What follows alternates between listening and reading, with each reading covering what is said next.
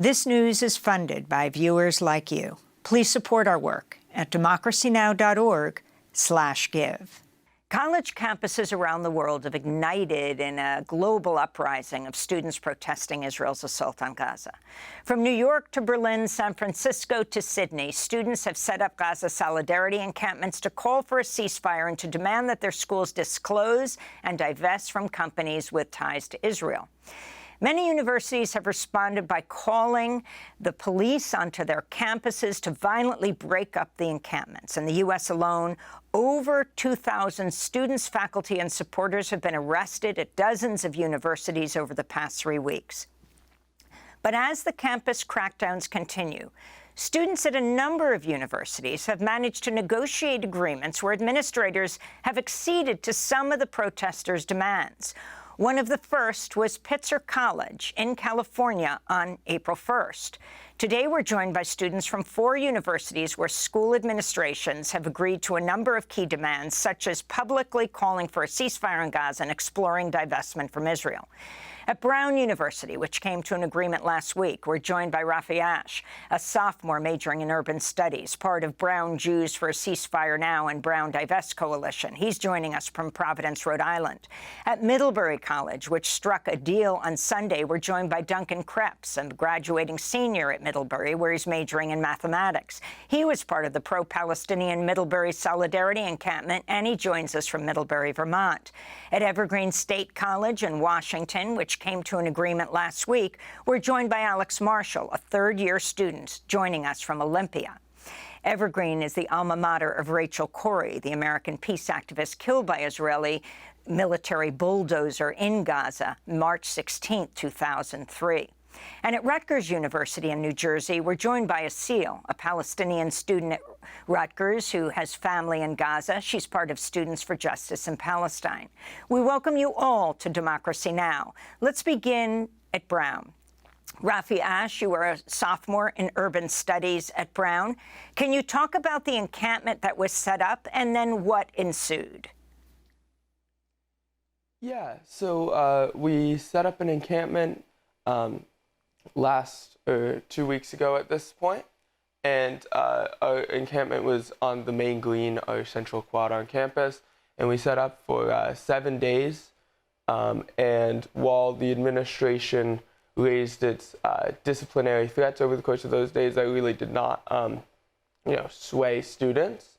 And as the administration was trying to start set up for commencement, the pressure grew on them to actually begin to, either force us out or come to the table. And we were able to force them to the table on Monday of last week, and that led to a multi-day negotiations process. And, I think these negotiations didn't really seem like a possibility before these encampments began.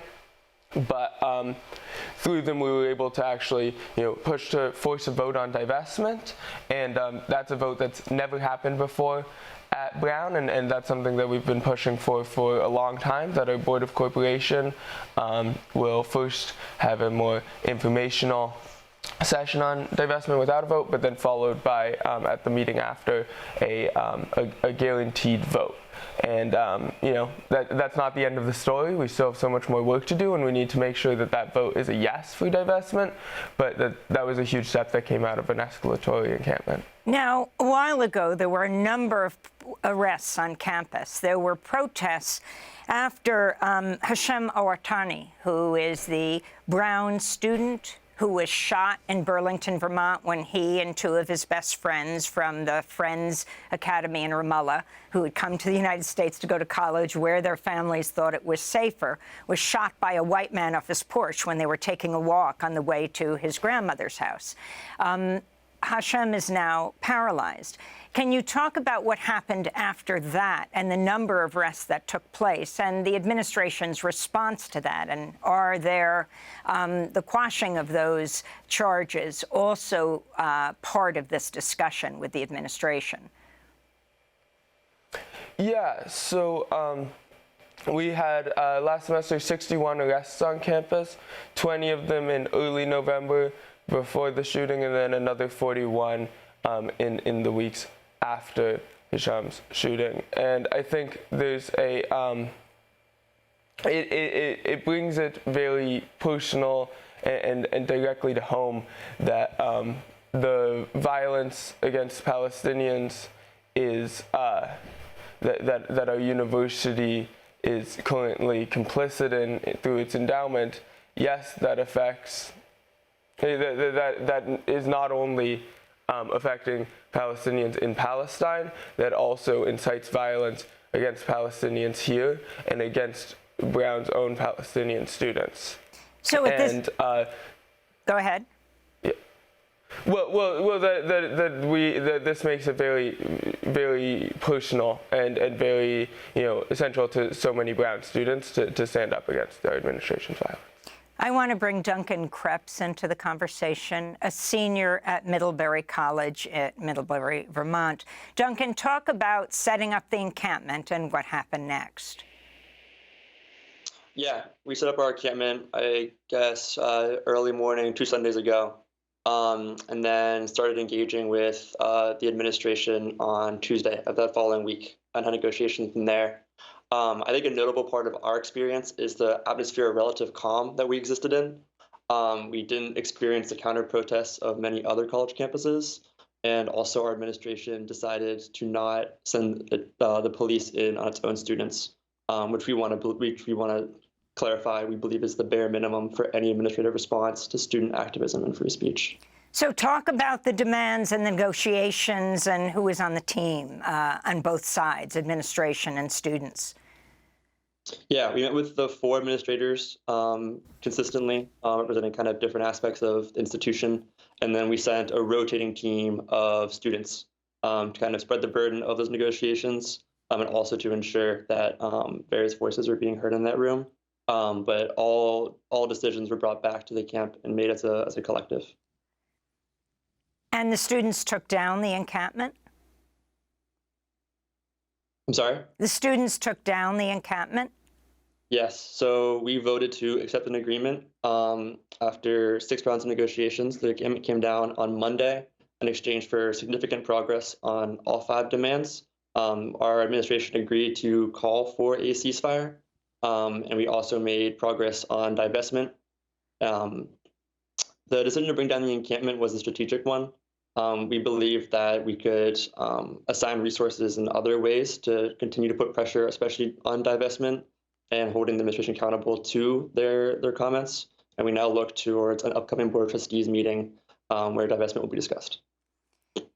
Why do you care about this issue, Duncan? You're a graduating math senior at Middlebury College in Vermont. Yeah, I don't know how I couldn't. I mean, we see what's happening. We see the invasion of Rafah happening before our eyes. This feels like in many ways, the most horrific thing I've seen happen in my lifetime. And being an American complicit in this and being a student at an institution complicit in this genocide directly, I couldn't imagine standing by and not acting.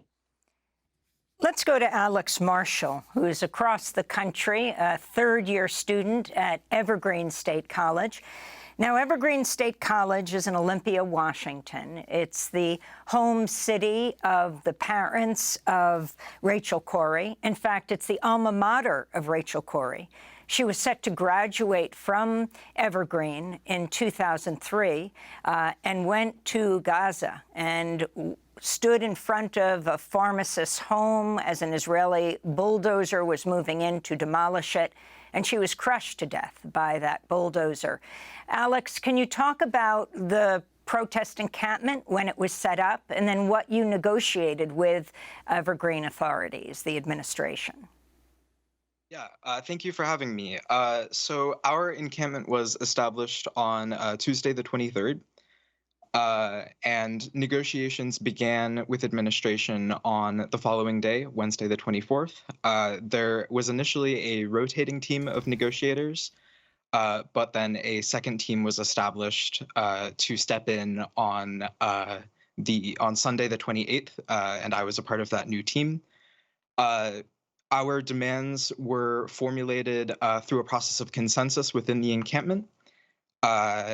And we focused on divesting from companies that are profiting off of the off of Israel's occupation of Palestine, changing Evergreen's grant acceptance policy to no longer accept funding from Zionist organizations that support stifling students' free speech, as well as a police services community review board structure to be created and the creation of an alternative model of crisis response.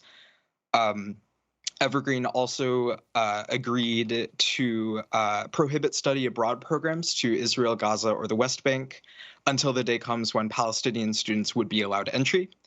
And they also agreed to release a statement calling for a ceasefire and acknowledging the International Court of Justice's genocide investigation. And who were the people who negotiated on both sides, Alex? Well, I was on a team of 4, and on the administrative side, it was the vice president of the college and the dean of students. And what do you think was different about your school than places like Columbia, where they called in the police twice? Well, it being Rachel Corrie's alma mater, I think, is significant. She's been gone for 20 years, but her memory lives on amongst the student body and the Olympia community at large. Craig and Cindy Corrie came to one of our rallies to speak. And I think her memory, I have learned about her. I've read her emails to her parents in multiple classes that I've taken at Evergreen. And her memory being so inspiring in that way, I believe also that Evergreen has an interest in maintaining its image as a college that highly values diversity and equity, working across significant differences, and advocating for students' voices and students' abilities to exercise their rights to freedom of speech, freedom of protest. Evergreen is a small college. We've had, the college has had a rough few years after the media storm that occurred in 2017. And administration knew that there would be serious repercussions to Evergreen's image if police were called in. We are extremely grateful that all of our students were safe and we had no arrests and no students have been written up for policy violations. And I think that really speaks to Evergreen's the culture of Evergreen's student body as one that really emphasizes taking care of each other and fighting for the struggle for justice. We're going to end with Asil, who is a Palestinian student at Rutgers University in New Jersey, who has family in Gaza. We're only using Asil's first name because she is concerned about doxing. Asil, can you talk about what happened at Rutgers after students set up the Rutgers encampment? Yeah, hi. So last Thursday we ended our encampment. It was a 4-day encampment, and as a result of our collective efforts, we were able to have the Rutgers administration agree to commit to 8 out of 10 demands, which we are really, really happy about.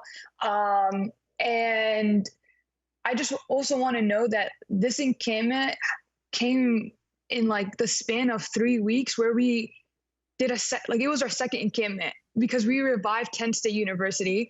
That's one. And another thing as well is we are very excited that part of our demands is, number one, that we are going to welcome 10 Gazan students, some of whom we anticipate to be our family members. Another thing is that we are going to finally have Palestinian flags hung, and Holloway is finally going to acknowledge his Palestinian students, finally, and name Palestine and Palestinians in his statements instead of the Middle East region and the Gaza region. And then not only that, but we are also going to hire additional professors of Palestinian studies, because apparently everyone thinks that this started on October 7th. So I think that's pretty important. Another thing is that we are finally going to have an Arab Cultural Center. Why didn't we have one before is the real question. We are also going to finally get a Middle Eastern Studies department. Again, Why did we not have one before? Another thing is that we are going to be granted, hopefully Rutgers commits to this, amnesty and no suspensions for our encampment. And yeah, I hope I'm not missing anything, but it's one of the demands. standard calls for at these campus encampments has been to disclose and divest. Was that an issue for Rutgers students? Yes, that was our main reason why we came. We demanded to divest from Israel, from Israeli apartheid and settler colonialism. And also our second most important demand was to end our relationship with Tel Aviv University and close down the construction of the Helix Hub, which is right next to the New Brunswick train station. It should also be noted that Tel Aviv University is not just any university. It is a very prime component of Israeli apartheid and settler colonialism. They manufacture weapons that basically kill my family in Gaza. Not only that, but they also hold the corpses of 60 to 70 corpses of Palestinians. Just to also illustrate how close this hits to home is that one of these corpses is the cousin of our beloved professor Noura Arakat, and they basically refuse to give back these corpses, these bodies, to Palestinian families. We unfortunately were not able to get these agreements. However, we did get an agreement to have a meeting with the Joint Committee on Investments, with the Board of Governors, with President Holloway for divestment, which is a process to divestment. So this is incredible progress in our eyes and to everyone's eyes, I think, because we had been asking for a meeting for 5 years, and we finally got one. And that's why we decided to not get arrested, to leave basically the encampment and shut it down, because we got the meeting, we got the 8 demands, and we believe that these are just increment steps towards divestment. But it should be noted that we were more than willing to get arrested. We were actually prepared for it, but we decided not to. And Asil, you mentioned your family. I wanted to end by asking about your family in Gaza. How are they? Yeah, so they are not okay. 100 members of nearly 100 members, I think. We don't know exactly because of Netanyahu's psychological warfare of cutting down the electricity and cellular devices to be able to honestly reach them. But nearly 100 of my members were martyred. And obviously, I still have family left. I'm still in contact with them, but they are all displaced. Our family homes basically destroyed. Even photos just show that on the walls say blame Hamas. And it should be noted that none of my family members are in Hamas, have nothing to do with them. And yeah, even the photos of Gaza are just unrecognizable. I can't even tell where anything is anymore. Photos on my phone of so many memories I had don't even exist anymore. The Gaza that I once knew is essentially gone, but I am more than confident, along with my family, that we will return and that we will rebuild it. Well, Asil, deepest condolences on the death of so many family members in Gaza. Asil is a Palestinian student at Rutgers University in New Jersey. I want to thank you for being with us, Rafi Ash, a sophomore in urban studies at Brown University, Duncan Krebs, a graduating senior at Middlebury College, and Alex Marshall, a junior at Evergreen State College in Washington. Democracy Now! Is funded by viewers like you. Please give today at democracynow.org/give.